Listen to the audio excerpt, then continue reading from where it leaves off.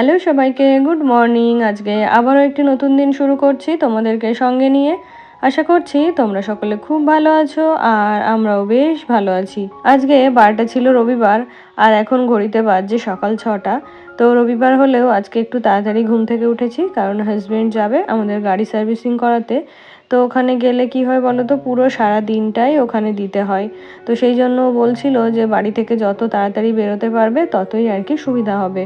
তো যেহেতু সকাল সকাল যাবে তাই ও বলল কি যে রুটি করে দিতে, রুটি আর তরকারি ওটা খেয়েই যাবে, যেহেতু ভাত ডাল সবজি করতে দেরি হবে তাই আর কি বললো রুটি করে দিতে। তো আজকে যেহেতু হাজব্যান্ড থাকবে না বাড়িতে, তাই গতকালকেই জানো তো চিকেন এনে রেখেছিল। তো সেটাকে ফ্রিজে রেখে দিয়েছিলাম। তো সকালে ওটা আগে বের করে জলে ভিজিয়ে রেখেছি, তারপরে এই যে আটাটা মেখে নিচ্ছি। তো আটাটা মেখে নিয়ে তারপরে এই সঙ্গে আবার ভাত ডাল ওটাও বসিয়ে দেবো। তো একদিকে ভাত ডাল হতে থাকবে আর একদিকে এই রুটির সঙ্গে খাওয়ার জন্য একটা তরকারি করব। আর তরকারিটা হয়ে গেলেই তারপরে রুটিটা গরম গরম সেঁকে ওকে খেতে দিয়ে দেব। তো গত সপ্তাহের কিছু পটল ছিল, সেগুলো খাওয়া হয়েছিল না, তাই ভাবলাম যে আলু দিয়ে আর পটল দিয়ে একটা ঝোল করে দিই। আর এই পটলটা একটু কচি কচি ভাজা খেতেই ভালো লাগে, তবে আমি পটল ভাজা পছন্দ করলেও হাজব্যান্ড কিন্তু একদমই পটল ভাজা খেতে চায় না। তো ওকে ওই পটলের ভর্তা অথবা এই পটল দিয়ে আলু দিয়ে একটা ঝোল করে দিলে ওটাও খেয়ে নেয়, তবে ওই পটল ভাজা ও খায় না। তো সেই কারণেই পটলগুলো রান্না করা হয়েছিল না, তো এই জন্য আজকে ভাবলাম যে পটলগুলো দিয়ে আলু দিয়ে একটা ঝোল করে দিই।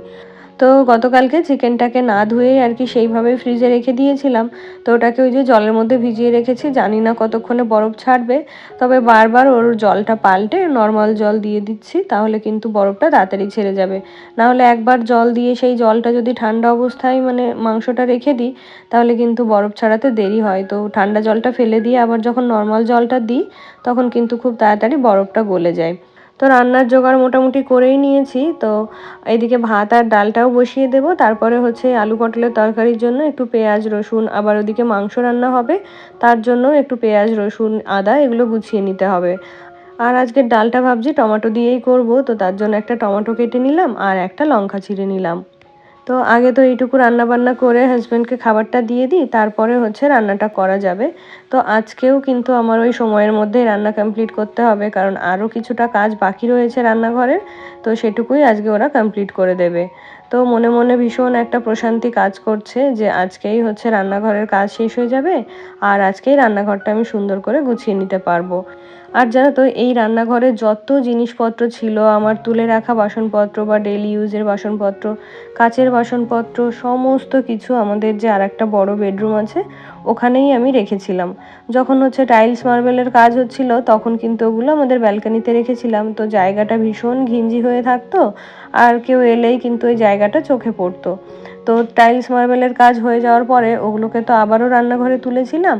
তারপরে আবার যখন এই যে ইন্টেরিয়ারের কাজগুলো হলো তখন কি করেছি, তখন ওই জিনিসপত্রগুলো ব্যালকনিতে না রেখে একবারে বেডরুমের মধ্যেই রেখেছি, যেহেতু এটা রান্নাঘর থেকে খুব কাছেও হয় আর জিনিসপত্র কিছু প্রয়োজন হলে আমার ওখান থেকে নিতে খুব সুবিধাও হয়। তো সেই কারণে ওই ঘরটা তো জিনিসপত্র ভর্তি, তো ঝাড়া পোছা এতদিন সব কিছুই কিন্তু বন্ধ। তাই ভাবছি যে রান্নাঘরটা গোছানো হয়ে গেলেই আগে ওই ঘর থেকে জিনিসপত্র নিয়ে রান্নাঘরটাকে গুছিয়ে নেব, সেই সঙ্গে ওই ঘরটাকেও পরিষ্কার করে নেব। আর এই যে ঘরদোর পরিষ্কার করা বলো, গোছগাছ করা বলো, এই সমস্ত কাজ কিন্তু আমাকে একাই করতে হয়। ওই যে হাজব্যান্ড আমাকে অন্যান্যভাবে সাহায্য করলেও এই ধরনের কাজে কিন্তু সাহায্য করতে পারে না, যেহেতু সকালে বেরিয়ে যায় আর রাতে ফেরে। তো সেই কারণে এই যে পরিষ্কার করার কাজ বা জিনিসপত্র গোছানোর কাজ, এগুলো কিন্তু আমাকে হেল্প করতে পারে না। তো সেই কারণেই সব কাজ আমাকে নিজে হাতেই করতে হয়। তো এই কদিন জানো তো ভীষণ পরিশ্রম হয়ে যাচ্ছে। এই কদিন বলতে ওই টাইলস মার্বেলের কাজের সময় থেকে এই যে ইন্টেরিয়ারের কাজ পর্যন্ত সব বলতে গেলে আমার একা হাতেই আমাকে সামলাতে হচ্ছে। আর জানো তো, এইবারেই আমার শিক্ষা হয়ে গেছে যে আর কখনো ঘরের কোনো কাজই আমরা করাবো না, বা ইচ্ছে থাকলেও করাবো না, কারণ প্রচুর কষ্ট হয় আর প্রচুর ঝামেলাও হয়। আর শুধুমাত্র এই ঝামেলার কারণেই হাজব্যান্ড কিন্তু বাড়ি করা বলো বা নতুন কিছু করা বলো করতে চায় না। সবারই একটা ইচ্ছে থাকে একটা নিজের পছন্দ মতো সুন্দর একটা বাড়ি থাকবে। তো এই যে যা ঝামেলা ঘরদোর করার কাজে, তো এই ঝামেলার কথা মনে পড়লেই না সেগুলো আর করতে ইচ্ছে হয় না। তো যাই হোক, এদিকে দেখো তরকারিটা রেডি হয়ে গেছে আর রুটিগুলো সেকে হাজব্যান্ডকে খাবারটা ধরে দিয়ে এলাম, আর সঙ্গে একটা আমও কেটে দিয়েছি। আর এদিকে ডালটা ফোড়ন দিয়ে নামিয়ে নিয়েছি, আর এখন রয়েছে শুধুমাত্র চিকেনটা। তো চিকেনটা ওই যে বরফটাও অনেকটা ছাড়িয়ে এসেছে। তো মশলাটাও আমি এর মধ্যে গুছিয়ে নিয়েছি, মানে সব বেছে নিয়েছি। আর এখন এই যে একে একে মশলাগুলোকে বেটে নিচ্ছি। তোমাদেরকে ওই যে বলছিলাম না যে আমার মিক্সার গ্রাইন্ডারটা খারাপ হয়ে গেছে। মিক্সার জারটা তো খারাপ হয়েইছে, সেই সঙ্গে মোটরটাও প্রবলেম করছে। তো সেই জন্য আর কি হচ্ছে দোকানে ওটা সারাতে দেওয়া হয়েছে। তবে হাজব্যান্ড বলছিল একটা নতুন দেখে কিনে নিতে। তো কি বলতো, যেহেতু অনেক দিন ধরে ইউজ করছি আর জিনিসটা যেহেতু খুব একটা খারাপ হয়নি, তাই যে একেবারেই ওটাকে বাদ দিয়ে দেবো সেটা আর করতে পারলাম না। তো সেই কারণেই ওটাকে রিপেয়ার করে আবারও ওটাকে ইউজ করব।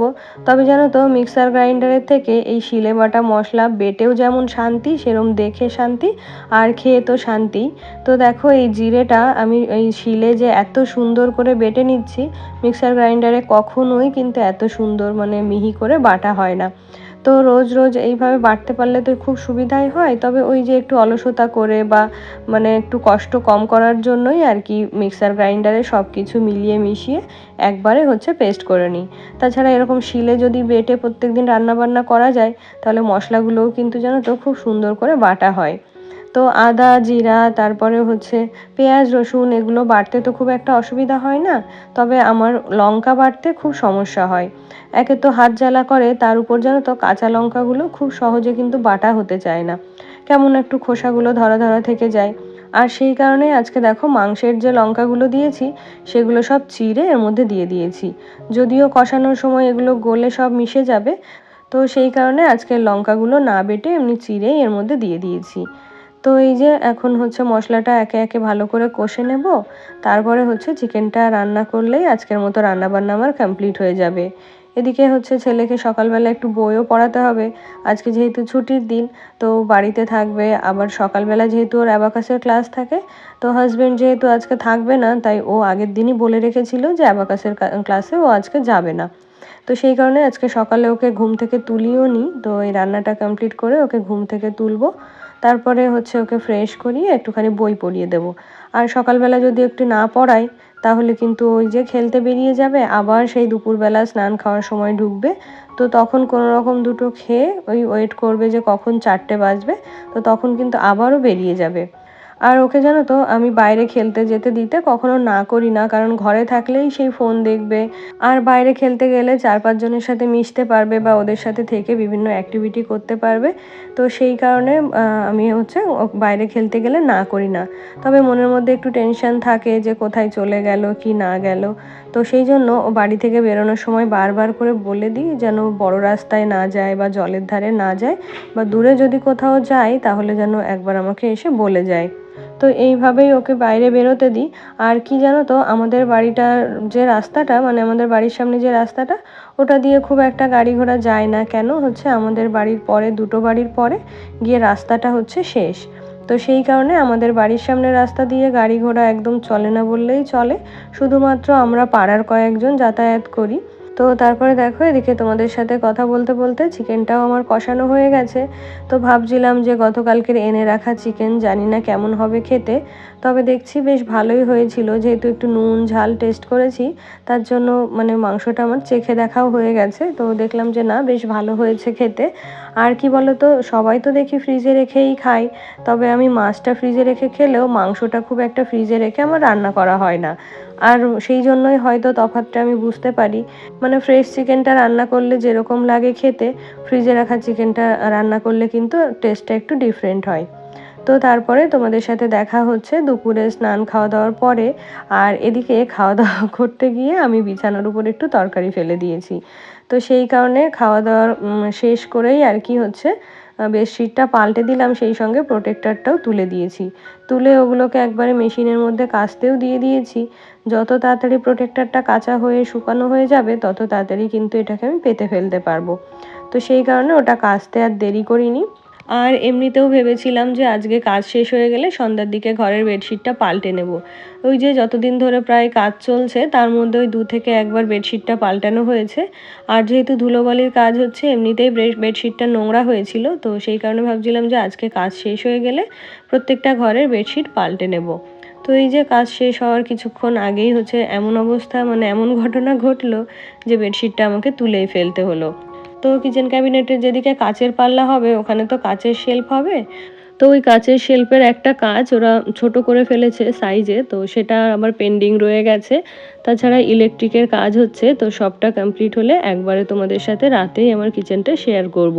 তো চলো, অনেক তো বকর বকর হলো, এবার তোমাদের কিছু কমেন্ট পড়ে ফেলি।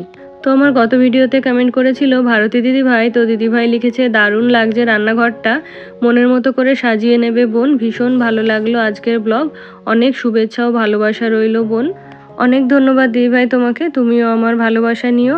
আর সত্যি ঘর বাড়ি জিনিসপত্র এতটাই অগোছালো যে যতক্ষণ না পর্যন্ত রান্নাঘরটা গুছিয়ে নিতে পারছি ততক্ষণ পর্যন্ত কিছুতেই শান্তি পাচ্ছি না। আর এখন ঘড়িতে বেজে গেছে রাত 9:30 মতো, আর এইমাত্রই হাজব্যান্ড আর শ্বশুরমশাই ফিরেছে আমাদের গাড়িটা সার্ভিসিং করিয়ে নিয়ে। তো এই যে বললাম না, সকাল 8টার দিকে বেরিয়েছে আর এই যে প্রায় রাত 10টার সময় ফিরলো। তো গাড়ি সার্ভিসিং করাতে গেলে এতটাই সময় লাগে।